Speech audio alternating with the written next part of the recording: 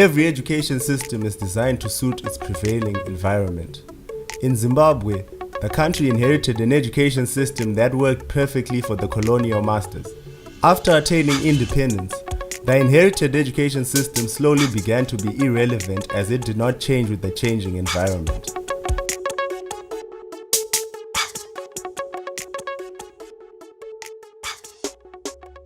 What is our inherited education system? What is it, which is our inherited education system? Traditionally, education in Zimbabwe has not resulted in any direct development of industries. Fact. Nga. Specifically, there has been a disconnect between knowledge gained in the higher and tertiary education system and the local environment. Thus, the education system resulted in churning out graduates that are work ready for other systems and not the local environment. Why? Because we are using a colonial design. What is that colonial design? Teach, research, and community service. What is the design? Ivo kwavo vanoita kwazo nemazo. From idea to product. But then they design a system. They bring the system to Zimbabwe. What is the perception of a Zimbabwean, therefore, or any other person in a colonial setup? They will see industry being set up. They don't connect it to mean that this industry was developed at a university somewhere. Therefore, industry seems like it's falling from the sky. But no, it's coming from a university system somewhere, which is a full terms of reference. Only that our universities do not have full terms of reference. So the graduate that you produce says, I want to go and work in an industry. Industry doesn't fall from the sky. Industry haidonhi kudenga. Industry inofungwa nomunhu. Kana ichigadzirwa nomunhu akazvarwa nomukadzi, panosina kuzvarwa nomukadzi, sei iwewe wakazvarwa nomumwe mukadzi uchingotsvaka basa kuvana vavamo? That is the problem. Those are the systems. But in the colonial setup, it was working very well. Because all what they wanted you to do was to come and work in their factory, be good at English, and then you can come. You know, that's why there's this controversy about English and so forth and so on.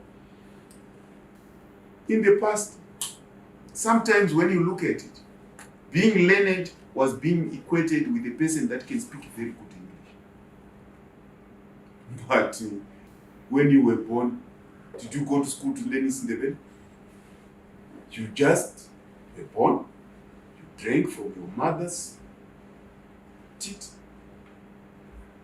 After some time, you started saying mama. After some time, you started saying baba. After some time, you started to say everything. Did you go to school to learn your mother tongue? Education is about concepts. It's not about language. That's why folly is a concept. You will find that in every language in this world, which are more than 10,000 or more, everybody has a word for folly. So folly is a universal concept. You can say folly in English, udona. In Shona, you can say what in Tibet? Uguwa, kuwa, chikaranga. It means it's a concept. That's why the Japanese make Toyota. Do they speak English? The Chinese make spacecraft. Do they speak English? The Russians make all sorts of technologies. Do they speak English? No. So why is it that you need to speak English before you go to school? That's why sometimes people end up saying, this one cannot speak good English, therefore cannot enter an engineering course. I used to suffer a lot. I was born in the rurals. And people will be talking about, when they are being taught alphabet, A for apple. And they are nobody won apple. You've never seen an apple. But your lecture, A for apple. So unofana kutanga wadzidza kuti apple chi. Anditika? Kana kuona kuti apple chi picture. Uzoziva kuti A chi. Do you see that route? But if you say A for amarula, ndairya mapfura nezuro ndinomaziva. So learning becomes such an easy thing. Language is functional. It's meant for communication. Language is not science. Science is not English. Science is not Arabic. Science is not Shona. Science is not Russian. Science is not Chinese. Science is science. It means it's made up of concepts. So sometimes because of the wrong design, we end up demanding things that are not necessary to be demanded. For example, I've said, I quoted controversy in January 2018 when I said, you should relax maths entry for polytechnics. What did I mean by that? I just meant, if you are doing tourism, where all things are about courtesy and so forth, do you need maths for that? Even if you have got 10 A's, including an A in maths, what we are saying is that it cannot be used as an entry requirement in the tourism course. We are not saying people should not do mathematics, never. Mathematics is very important, but don't ask for it when I want to do a degree in Shona. So, I mean, that is the logic. We have been so used to bottlenecks in our systems that we think that if people are few, it reflects the high quality of a thing. It's a colonial mentality of saying the first black this, the first white this, the first black this, the first black this. Then we think that you have to be the only one. No. If you have to change a nation, you have to change many people. We don't need few people. So we need a flood of people in every profession so that the best does better. Now I want to talk about exactly how we have reconfigured it. Based on the results which we have looked at of the National Skills Audit, of understanding design of education systems, and our need as per His Excellency's leadership, which is saying Zimbabwe must be an upper middle income economy by 2030. We said, you cannot run with the hexagon as a wheel. A hexagon is not a wheel. A wheel is pi r squared, which means it's round. So, ukatora vhiri rinotenderera, ukatora hexagon, ukaitsveta pamota, haifambi. So what we are saying is that the issue is in the design. You cannot design a wheel which you call a hexagon, tsveta mota one. Hapana kwairikuenda mota iyo. So what we are basically saying is that the issue is in the design.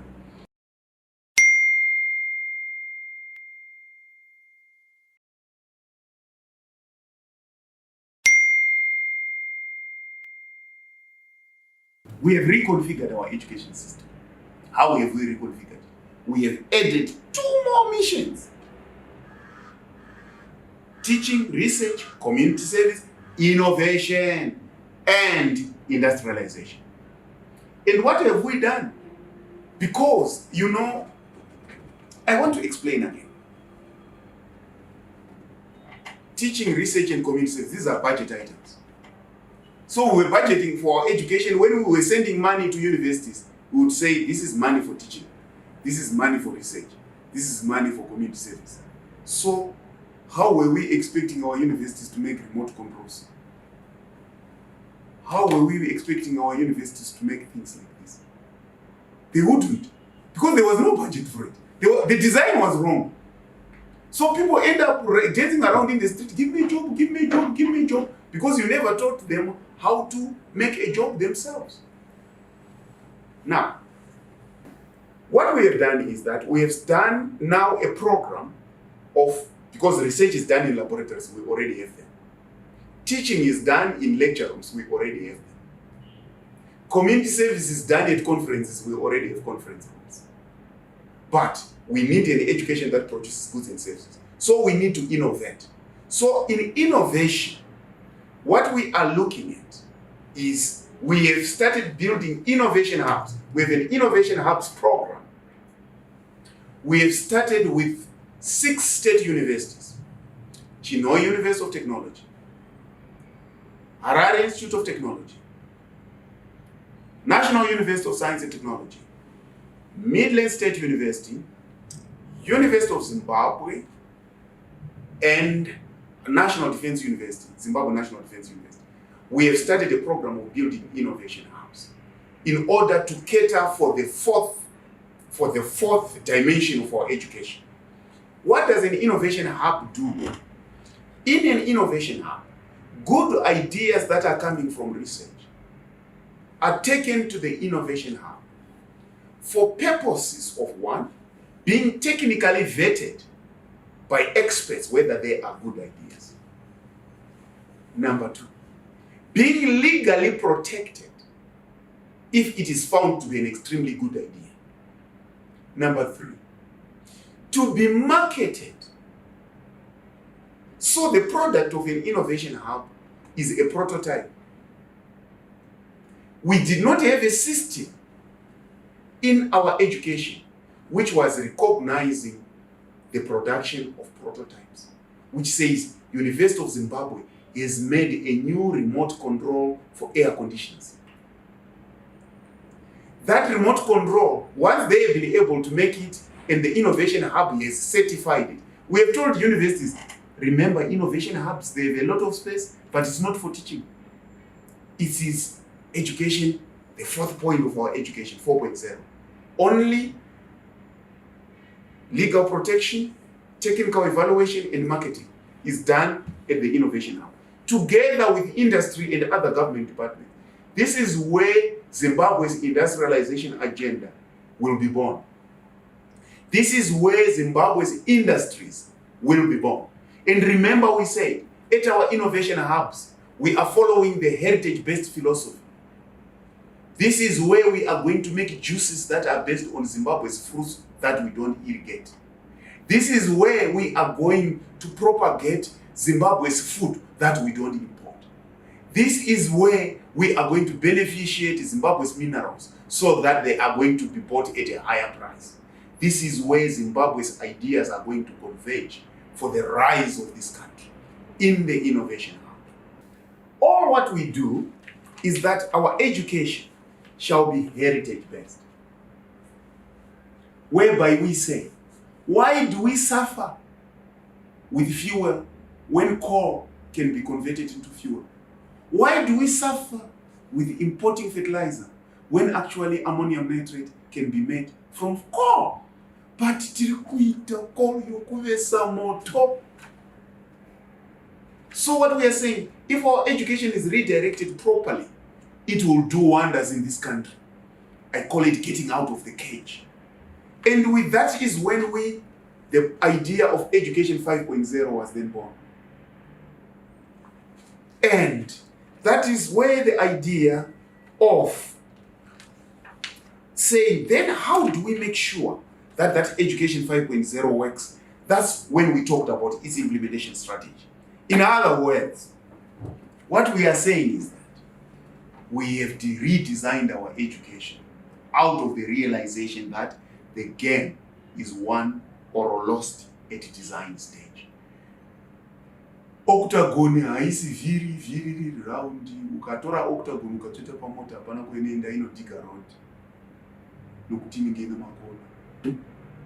So tatiri busy kuda kudriver ne octagon. Haiti. Education 3.0 is a pure colonial design. Education 5.0 can make us reach Vision 2030. In Zimbabwe, we have said our education system is to produce goods and services, which in turn improve people's lives. Therefore, our design from Education 3.0 to Education 5.0 is expected to produce the required results for modernization and industrialization. I think I'm making it very clear that badzandero kulimisa arisiri kuchekesa nyama. Saka ziva kuti kana uchida kucheka nyama unoda banga, kana uchida kurima unoda badza. So design is everything. Education 5.0 is designed to produce goods and services, as said and directed and authored by His Excellency.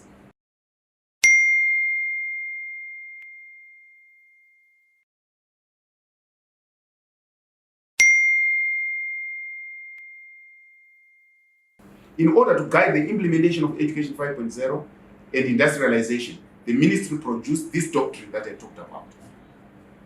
So, but in order for us to make sure that we industrialize Zimbabwe using Education 5.0, there are conditions that we had to meet.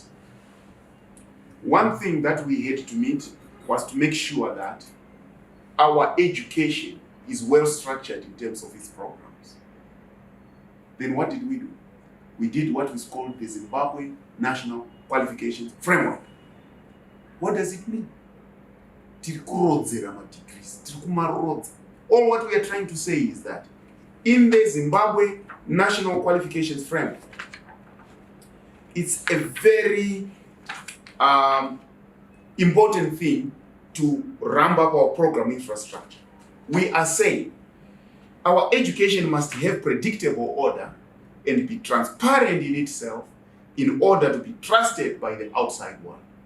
If in our national qualifications framework we are saying our students, because our education was disjointed between polytechnics, teachers' colleges, and universities, we are saying a university normally takes students from A level.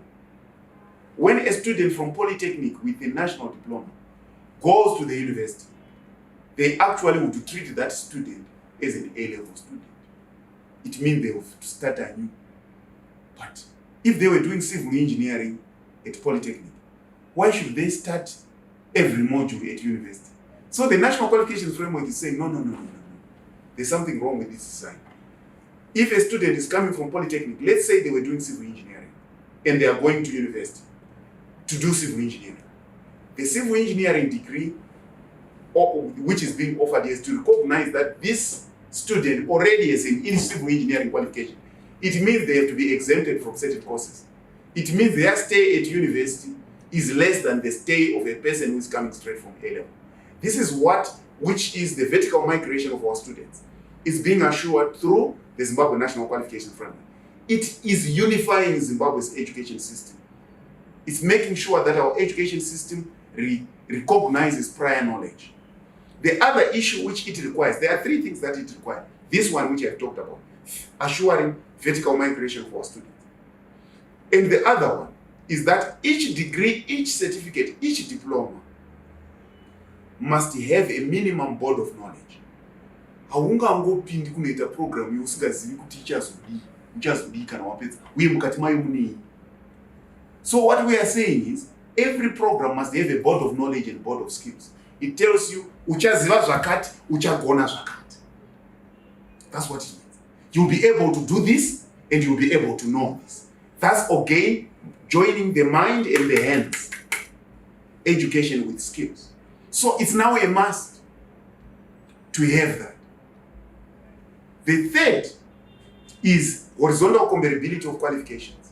It means if you are doing civil engineering at the University of Zimbabwe and you are doing civil engineering at NUST, these degrees must overlap 70 to 80%.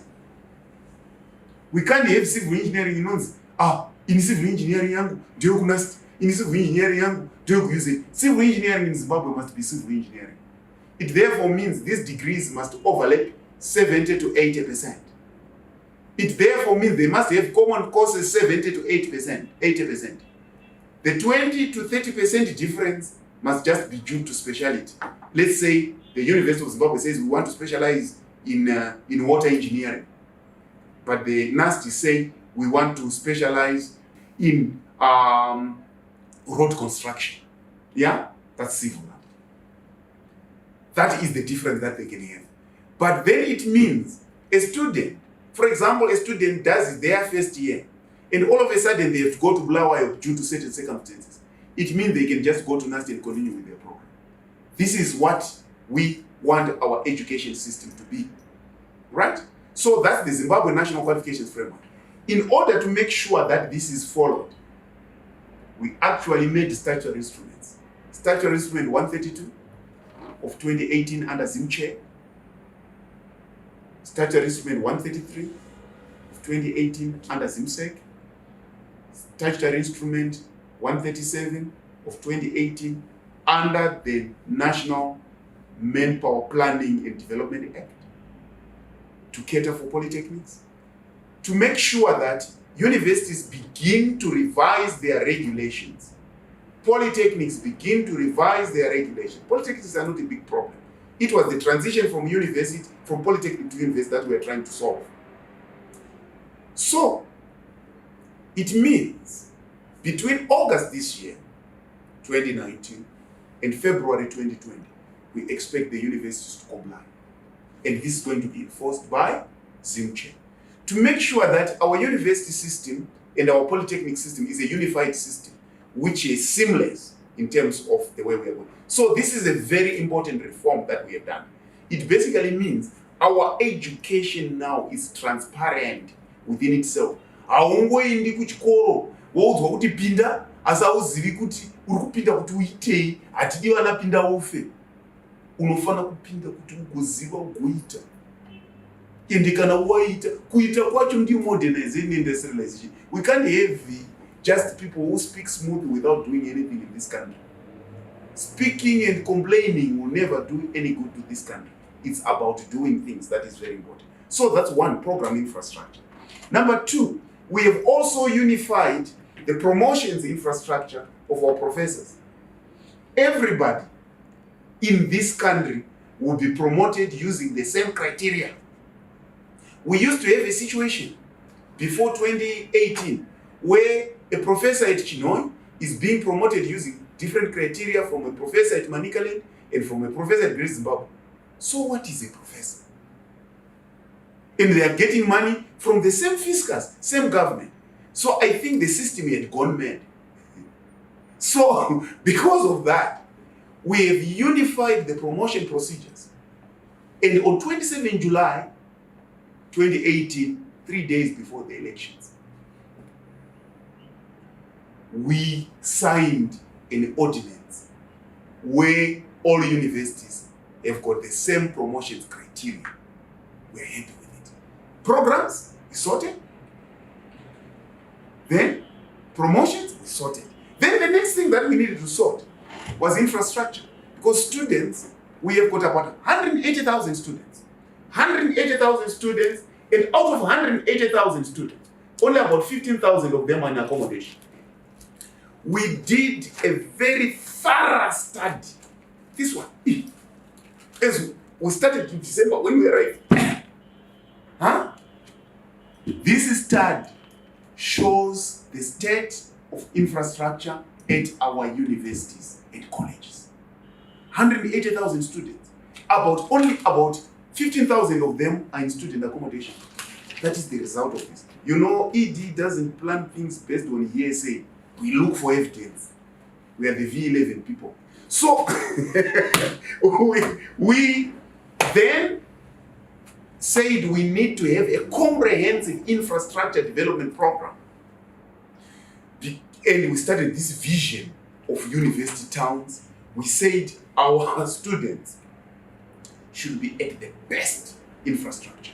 So the ministry would then engage investors to develop state-of-the-art infrastructure for higher and tertiary education institutions through PPPs, build, operate, and transfer models, build, own, operate, and transfer. And we are executing what we call the concept of university towns, university cities, and so forth and so on. What we are doing in terms of infrastructure is to invite the private sector. The simple logic was, when this excellence was saying, does government have to own a building at a university? Or do we have to have good buildings at university so that our students can learn better? We need a good building. That's how we have attracted the private sector. And at this moment, this is selling like hotcakes. The private sector just loves it. We have promises of infrastructure. We have already signed certain agreements with, we are going to build NAST Medical School. We are going to make sure that the cranes at NAST, which have been standing for 20 years, start doing some work. We are going to build a lot of infrastructure based on this. Because without good infrastructure, you might have good professors, you might have good programs. But if you don't have good infrastructure, it doesn't make a good investor. And the fourth thing that we said is financing infrastructure. We then started asking banks to start giving loans to our students. But we discovered there was a problem with this one. Because banks were issuing loans only to those people who would have produced pay slips. But we say not every Zimbabwean is a pay slip. So there was a problem. But that was the condition. So, but the budget had already been done, in 2018. So we said, now, and we also looked for money from South Africa. We got about 10 million US dollars for our student loans. But the conditions of the loan giving was still a problem. So what did we do? We then went on to ask for what we call a risk fund facility from the Ministry of Finance and Economic Development. They gave us 8 million. I'll tell you what we are doing with this 8 million. We will put it in a bank, deposit all of it in a bank, and that bank will tell it, this is a risk fund. Please issue money that is 10 times more than this 8 million to our students to go to school. In the chance that a student fails to pay, you may take some as your buffer until that student pays. I think this is okay now as a model. So we are implementing this, and we hope to finish the bureaucracy of this within the next month or so. So this is the financing infrastructure that we are saying. So what is the ultimate aim? What are we constructing? We are constructing a higher and tertiary education system that should be a marvel for Africa. We are building on literacy to skills, and we are building to Education 5.0. Education 5.0 is our best bet, which can take us out of the cage of Education 3.0. We think if we have solved our physical infrastructure, our program infrastructure, our promotions infrastructure, our financing infrastructure, we are ready for one thing. Ta-da-da. Studying Zimbabwe. As you know, Australia's fourth largest export is education. Zimbabwe's largest strength is in education. So, when we have sorted our education system like what we have done, and we have gone to Education 5.0, we are now in the system. This is a draft copy of Studying Zimbabwe. So, we now want to attract regional students into Zimbabwe, and they pay foreign currency into our system. Just imagine you have 1,000 students in Zimbabwe, each paying $1,000. That's $1 million US dollars. I'm just showing you the direction in which we're going. That basically means when we have sorted this out, Education 5.0 Studying Zimbabwe program will be our trump card. And we've already designed it, because what we are doing is we are documenting every step that we take in our education system. We are documenting it so that we don't forget why we started a certain process.